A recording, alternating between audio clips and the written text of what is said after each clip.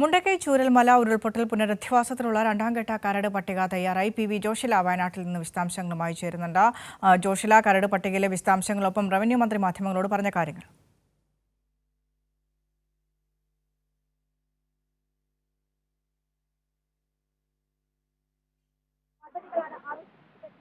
അതിന്റെ ഭാഗമായി രണ്ടാമത്തെ കരട് നിശ്ചയിച്ചു കഴിഞ്ഞു. അതിന് ഇത് പ്രധാനമായും പറയുന്നത് 81 കുടുംബങ്ങൾക്കാണ് പട്ടികയിൽ 42 കുടുംബങ്ങൾ 10ാം വാർഡിലും 29 കുടുംബങ്ങൾ 11ാം വാർഡിലും 12 കുടുംബങ്ങൾ 10ാം വാർഡിലുമാണ് ഈ പട്ടികയിൽ ഇപ്പോൾ നിലവിലുള്ളത്. രണ്ട് ആക്ഷേപങ്ങൾ ഈ പട്ടികയുമായി ബന്ധപ്പെട്ട് ഉയർന്നു. ആ ആക്ഷേപങ്ങൾ പറയാനും അതുപോലെ തന്നെ ഇതെല്ലാം പരിഹരിക്കാനും ഹെൽപ്പ് ഡെസ്കുകൾ ആരംഭിക്കും. മാർച്ച് 7 മുൻപ് തന്നെ ഈ ആക്ഷേപങ്ങൾ സമർപ്പിക്കണം എന്നുള്ളതാണ് ഇപ്പോൾ സർക്കാർ പറയുന്നത്.